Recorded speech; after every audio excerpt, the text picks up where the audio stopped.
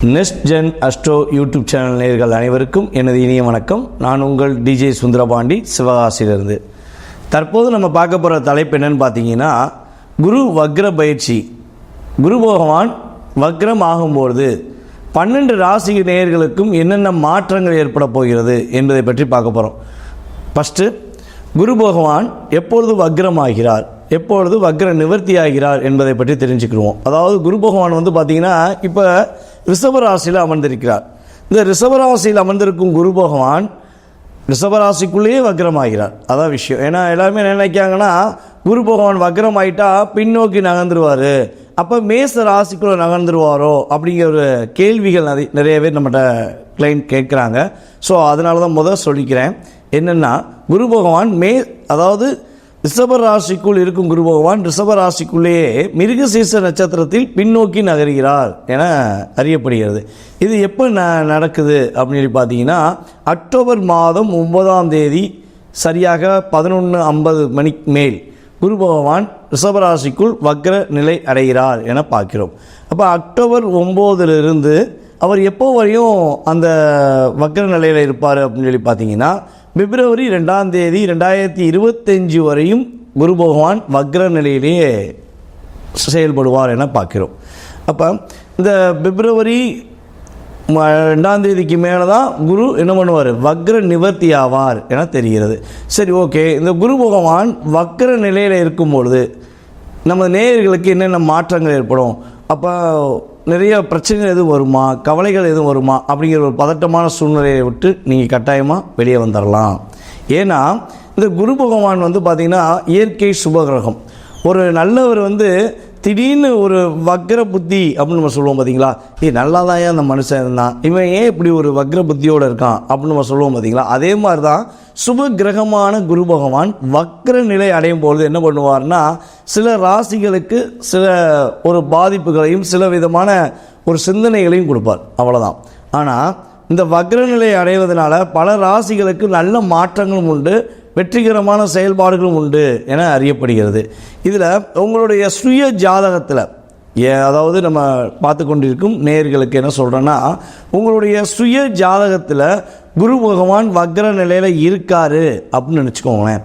அப்படி இருந்தார்னா நீங்கள் என்ன ராசியாக இருந்தாலும் சரி, என்ன நட்சத்திரமாக இருந்தாலும் சரி, என்ன லக்னமாக இருந்தாலும் கவலைப்பட தேவையில்லைங்க. நீங்கள் ஏதாவது ஒரு விஷயத்தை எதிர்நோக்கி காத்துக்கிட்டு இருப்பீங்க. இந்த விஷயம் செஞ்சிடலாமா, அது வேலை நிமித்தமான செயல்பாடாக இருந்தாலும் சரி, பொருளாதார ரீதியான செயல்பாடுகளாக இருந்தாலும் சரி, அல்லது ஒரு சுப நிகழ்ச்சிகளுக்குரிய செயல்பாடுகளாக இருந்தாலும் சரி, உங்கள் மனசில் இந்த விஷயத்தை நடக்கவே மாட்டேங்கி நான் நடத்தி காட்டணும்னு ஆசைப்பட்றேன், அதுக்காண்டி போராடுறேன் அப்படிங்கிற நிலையில் இருக்கீங்க அப்படின்னா, உங்களுடைய சுய ஜாதகத்தில் குரு பகவான் வக்ர நிலையில் இருக்கிறார் என்றால் இந்த குரு வக்ர பயிற்சி உங்களுக்கு மிகப்பெரிய ஒரு பொற்காலமான காலமாக இருக்கும். அது எந்த மாற்றமும் கிடையாது. ஏன்னா ஒரு கிரகம் சுப கிரகமான குரு பகவான் உங்கள் ஜாதகத்தில் வக்ர நிலையில் இருந்தால் இந்த வக்ர பயிற்சி உங்களுக்கு மிகப்பெரிய ஒரு ப்ளஸ்ஸை கொடுக்குது. சரி சாமி, என்னுடைய ஜாதகத்தில் குரு பகவான் வக்ர நிலையில் இல்லை, ஆனால் மற்ற கிரகங்கள் வக்ர நிலையில் இருக்குது. அப்போ எக்ஸாம்பிள் ஒரு புதன் பகவான் வக்ரத்தில் இருக்காருன்னு வச்சுக்கோங்களேன். அப்போ இந்த வக்ர பயிற்சி எனக்கு ஒரு மாற்றத்தை கொடுக்குமா அப்படின்னு சொல்லி ஒரு கேள்வி வச்சிங்கன்னா அதுக்கும் பதில் உண்டு. உங்களுடைய சுய ஜாதகத்தில் மற்ற கிரகங்கள் வக்ர நிலையில் இருந்தால், அந்த கிரகம் குருவின் சாரம் பெற்றிருந்தால் உறுதியாக உங்களுக்கு மிகப்பெரிய ஒரு மாற்றங்களும் முன்னேற்றங்களும் உண்டு என பார்க்கிறோம். ஓகே, இந்த குரு பகவான் பார்த்தீங்கன்னா இப்போ ஃபஸ்ட்டு என்ன பண்ணுறாரு, மிருகசீர்ஷ நட்சத்திரத்தில் வக்ர நிலையில் இருக்கார். அதுக்கடுத்து பார்த்தீங்கன்னா ரோகிணி நட்சத்திரத்தில் வக்ர நிலையில் இருப்பார். ஸோ இந்த வக்ர நிலையை கடந்து அவர் வரும்பொழுது மிகப்பெரிய மாற்றங்களும் மிகப்பெரிய ஏற்றங்களும், மறுபடியும் குரு வக்ர நிலையை கடந்த பிறகு வக்ர பயிற்சி நிவர்த்தியான பிறகு ஏற்கனவே ஒரு நல்ல பலன்கள் பெற்றுக்கிறவர், அதே மாதிரி ஒரு நல்ல ஒரு சுப சம்பந்தப்பட்ட ஒரு மகிழ்ச்சி சம்பந்தப்பட்ட நிகழ்ச்சிகளை பெறுவார்கள் என நிதர்சனமான உண்மை. ஸோ வக்ர பயிற்சி வீடியோ முழுமையாக பாருங்கள். சில நல்ல விஷயங்கள், ஒரு அற்புதமான செயல்பாடுகளை உங்களுக்கு தெளிவாக சொல்லியிருப்பேன்.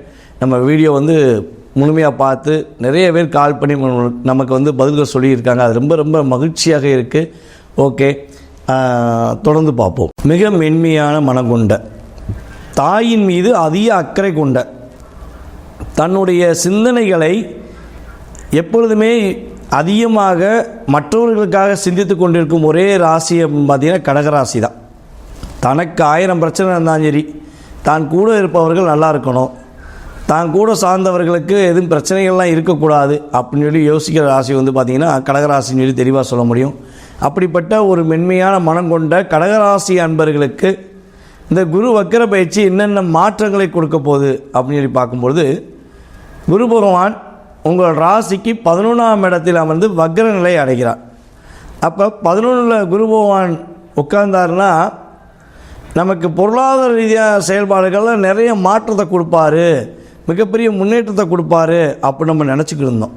ஆனால் எனக்கு இல்லை சாமி அப்படின்னு சொல்லி நினைக்கிற நமது கடகராசி அன்பர்களுக்கு லாபஸ்தானத்தில் ஒரு வெற்றிகரமான சூழ்நிலையை கொடுக்க போகிறார் அப்படின்னு பார்க்குறோம். எதிர்பாராத நீங்கள் இப்போ ஒரு விஷயத்தை ஒரு 10,000 ரூபாவோ ஒரு 50,000 ரூபாவோ எதிர்பார்த்துருப்பீங்க. ஆனால் நீங்கள் எதிர்பாராத ஒரு தன லாபத்தை கொடுப்பதற்கான வாய்ப்பு தான் இந்த குரு வக்கர பயிற்சி உங்களுக்கு ஏற்பட போகுது. ஏன்னா குரு பகவான் வந்து பார்த்திங்கன்னா கடகராசி அன்பர்கள் வந்து எப்போதுமே சில விஷயங்களில் தடைகளை கொடுத்தாலும் பல விஷயங்களை வெற்றியை கொடுத்துருவார். கடைசி பாயிண்டில் போய் நீங்கள் ஒரு இது முடிச்சா நம்மளால் தப்பிக்கவே முடியாது அப்படிங்கிற ஒரு சூழ்நிலை இருந்த நிலையில் மாற்றத்தை ஏற்படுத்தணும்னா உங்களுக்கு குரு பகவான் உதவி கட்டாயமாக வேணும்.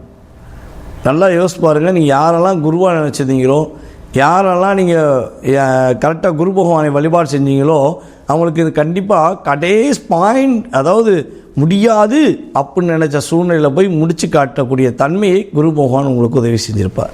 அப்படிப்பட்ட குரு பகவான் உங்கள் ராசிக்கு 11ஆம் இடத்தில் வக்ர நிலையில் அமர்ந்து உங்களுக்கு மிகப்பெரிய ஒரு மாற்றத்தை ஏற்படுத்தும் சூழ்நிலையை கொடுக்க போகிறார் என்பது உண்மை. புதிய நண்பர்கள் மூலமாக உங்களுக்கு லாபங்கள் அதிகமாக கிடைக்கும், மிக வெற்றிகரமான சூழ்நிலை உருவாகும். உங்களுடைய அப்பா வழி உறவு அப்படின்னு சொல்லக்கூடிய பெரியப்பா சித்தப்பா வழி உறவுகள் மூலமாக உங்களுக்கு நல்ல விதமான முன்னேற்றமான சூழ்நிலைகள் கிடைக்க போகுது. அப்போ இந்த அப்பா வழி உறவு மூலமாக என்ன முன்னேற்றங்கள் கிடைக்கும் அப்படின்னா, அப்பா சொத்து வந்து லாக்காகிருக்கு, அது ஒரு பஞ்சாயத்தாகவே இருக்குது, அந்த பஞ்சாயத்து தீர்மானத்துக்கு வருமா அப்படின்னு எதிர்பார்த்துருக்க கடகராசி என்பவர்களுக்கு உங்கள் அப்பா வழி சொத்தில் ஏற்படும் தடைகளை விலக்கி உங்கள் பெரியப்பாவே வந்து உங்களுக்கு ஒரு சுமூகமாக முடிச்சுக்கலாம் அப்படின்னு சொல்லி உங்களுக்கு ஒரு கணிசமான ஒரு பணத்தை கொடுப்பதற்கான வாய்ப்புகள் அல்லது ஒரு வீடை கொடுப்பதற்கான வாய்ப்புகள்லாம் ஏற்படும் என்பது உண்மை. இந்த குரு வக்ர பயிற்சி அப்போ வந்து பார்த்திங்கன்னா நீங்கள் குலதெய்வ வழிபாடுகள் அதிகமாக பின்பற்றக்கூடிய காலகட்டமாக இருக்கும். உங்களுடைய குலதெய்வ கோயிலுக்கு கிட்டத்தட்ட வந்து பார்த்திங்கன்னா இந்த அக்டோபர் 9ஆம் தேதி முதல் பிப்ரவரிக்குள்ளே நீங்கள் என்ன பண்ணீங்கன்னா குறைஞ்ச 2 முறையாவது போய் வழிபாடு செய்வது உங்களுக்கு ஏற்படும் தடைகளை விலக்கி வெற்றி கொடுப்பதற்கான ஒரு வாய்ப்பை குரு பகவான் அள்ளி வழங்குவார். அதே போல் வந்து பார்த்திங்கன்னா பெண்களுக்கு, கடகராசியில் உள்ள பெண்களுக்கு தன்னுடைய மனதில் நினைத்த விஷயங்களை, மனதில் ஆசைப்பட்ட விஷயங்களை நடத்தி கொடுப்பதற்கான ஒரு வாய்ப்பாக குரு பகவான் கொடுக்க போகிறாருங்க.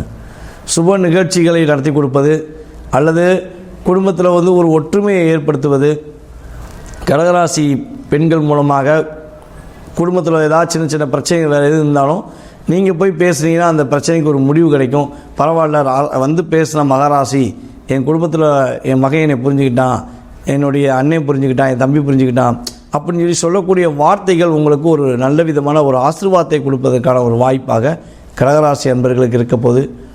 நீங்கள் கவனமாக இருக்க வேண்டிய விஷயங்கள் அப்படின்னு சொல்லி பார்த்தீங்கன்னா, உடல் ஆரோக்கியம் சம்பந்தப்பட்ட விஷயங்கள், அதாவது ஷோல்டர் பெயின் கொஞ்சம் அதிகமாக வருவதற்கான வாய்ப்பு உண்டு. அதே போல் வந்து பார்த்திங்கன்னா முதுகு வலி கொஞ்சம் ஏற்படுவதற்கான வாய்ப்புகள்லாம் உண்டு. ஸோ அப்படி ஏதேனும் ஏற்படுது அப்படின்னா அதற்கான மருத்துவரை நீங்கள் நாடி உடனடியாக சரி செஞ்சுக்கோங்க. பாதிப்பு தன்மை கண்டிப்பாக குறையும். அதே போல் வந்து புதியதாக யாருக்கும் கையெழுத்து போடாதீங்க. டாக்குமெண்ட் சம்மந்தப்பட்ட விஷயங்களில் கையெழுத்து போட வேண்டாம். ஏதாவது சொத்து சம்மந்தப்பட்ட விஷயங்களில் வருது அப்படின்னா அதை நல்லா ப்ரிப்பேர் பண்ணிவிட்டு சரியாக இருக்கான்னு பார்த்துட்டு கையெழுத்து போடுங்க. ஜாமீன் கையெழுத்து மட்டும் கட்டாயமாக போட்டுறக்கூடாது. கடகராசிக்காரர்கள் இந்த குறிப்பிட்ட காலத்தில் வந்து ஜாமீன் கையெழுத்து யாருக்குமே போடக்கூடாது. நண்பன் தானே, அண்ணன் தம்பி உறவு தானே, அல்லது நம்ம வீட்டில் உள்ள பிள்ளைகள் தானே அப்படின்னு யாருமே நம்பி ஜாமீன் கையெழுத்து மட்டும் போட்டுற வேண்டாம். கையெழுத்து போடுவதை முற்றுமுழுதாக தவிர்த்து விடுவது மிகப்பெரிய வெற்றியை கொடுக்கும். இந்த குரு வக்கர பயிற்சி கடகராசிக்கு நல்ல ஒரு மாற்றத்தையும் முன்னேற்றத்தையும் கொடுக்கும் என்பதை உறுதியாக கூறிக்கொள்கிறேன்.